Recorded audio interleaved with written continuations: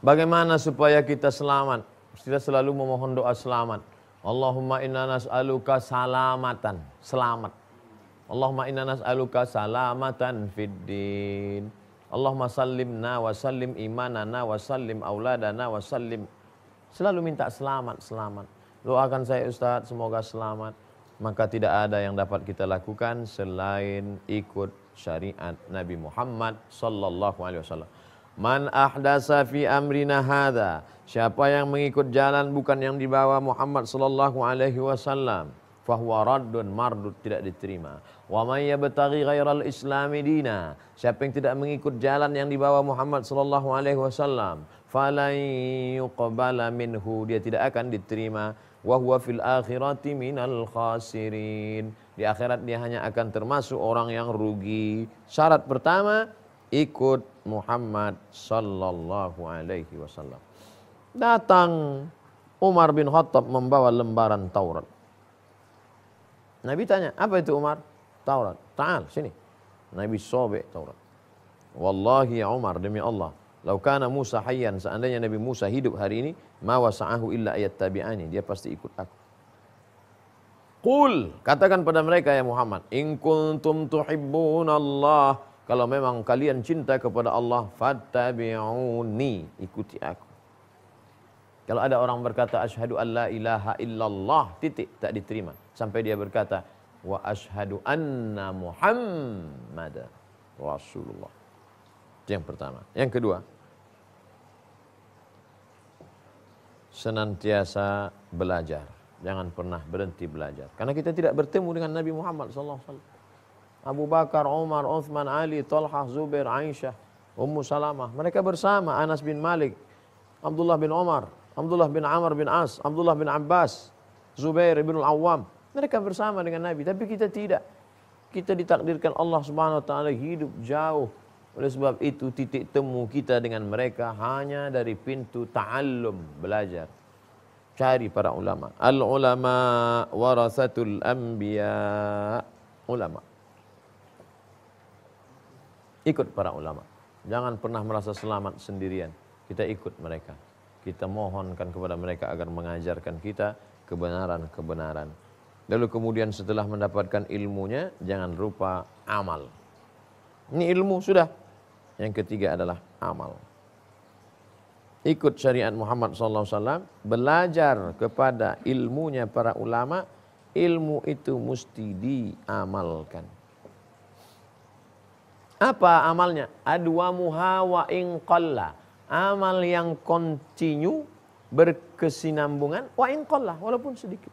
Sedikit amalnya, tapi berkelanjutan. Kamu sudah sholat? Alhamdulillah Ustaz. Sholat apa? Sholat maghrib. Loh, yang lain?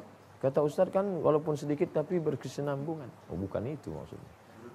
Yang wajib ya tetap subuh, zuhur, asar, maghrib, isya. Mungkin ada amalan-amalan khusus. Mengamalkan sholawat, mengamalkan sholat-sholat sunat. Tidak terlalu banyak tapi serius. Bersedekah tiap bulan mungkin. Tak pernah dia ceritakan pada orang. Ada beberapa beras yang dia berikan untuk fakir miskin, anak yatim. Ini semua yang akan menyelamatkan kita dari semua yang merusak di hadapan Allah Subhanahu wa taala. Kenapa orang rela mengorbankan dunia akhirat yang kekal abadi dengan dunia yang sementara? Karena tidak ada ilmu. Kenapa orang punya ilmu tapi kemudian tidak mengamalkannya? Berarti ada krisis di dalam dirinya. Oleh sebab itu maka jangan pernah cukup pada ilmu saja. Orang yang ilmu bila amalin, tanpa ada amal, sama seperti pohon yang berdaun lebat. Hanya sekedar orang bernaung saja. Tapi sampahnya lebih banyak mudaratnya daripada manfaatnya. Oleh sebab itu bila ada orang-orang berilmu belum beramal, yang salah itu banyak yang salah. Tapi kita bangunkan, kita ajak. Kita buat sebuah komunitas, masjid kita ramaikan. Maka insya Allah benih iman yang dibawa, iman kepada Allah Muhammad SAW, disiram dia dengan ilmu.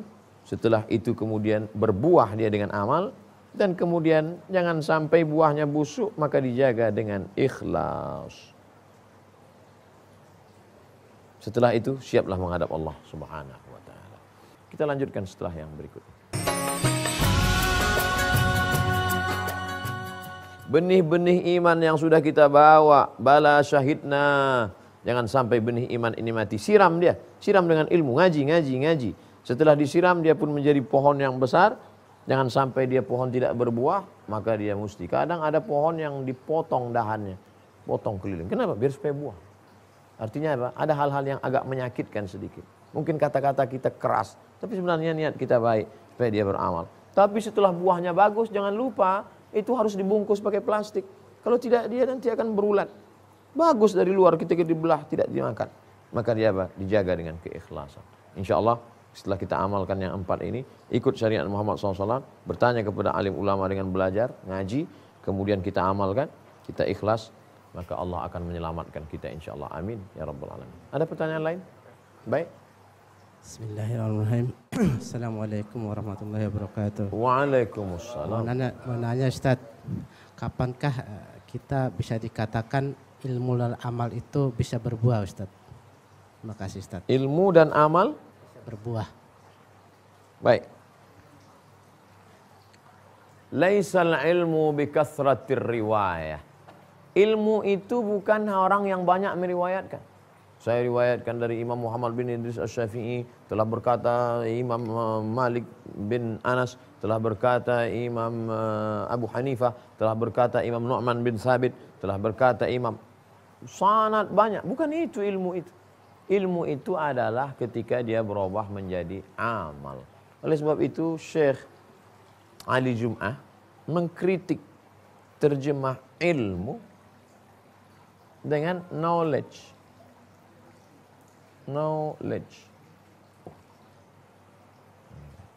Kata Syekh Ali Jum'ah, ini terjemahan yang salah, kata dia. Karena knowledge dalam bahasa Inggris itu ilmu, hanya pengetahuan semata. Banyak mereka yang belajar Islam. Belajar dia Islam di Universitas Islamic Studies, di Fakulti Islamic Studies, kajian Islam. Apa itu Islam secara etimologi, Islam terminologi, sejarah Islam, hukum Islam, sejarah Islam, budaya. Ngerti, tapi tidak mengamalkan Islam. Ini knowledge. Sedangkan dalam Islam, ilmu itu, kalau dia tidak bermanfaat, itu bukan jadi ilmu, malah jadi laknat. Makanya selalu kita berdoa, Allahumma inna na'udzubika min ilmin la yanfa'. Jangan sampai punya ilmu tapi tidak bermanfaat. Mudah-mudahan kita selamat dari itu semua insyaAllah. Allahumma inna na'udzubika min ilmin la yanfa'. Jauhkan kami dari ilmu yang tidak bermanfaat. Wa min qalbin la yakhsha'. Jauhkan kami dari hati yang tidak khusyuk, tidak takut padamu. Wa min nafsin la tashba'. Jauhkan kami dari hawa nafsu yang tak pernah kenyang. Wa min du'ain la yusma'. Jauhkan kami dari doa yang tidak diperkenankan. Wa sallallahu ala sayyidina Muhammad walhamdulillahi rabbil alamin. Terima kasih segala perhatian. Mohon maaf segala kekhilafan. Wassalamualaikum warahmatullahi wabarakatuh.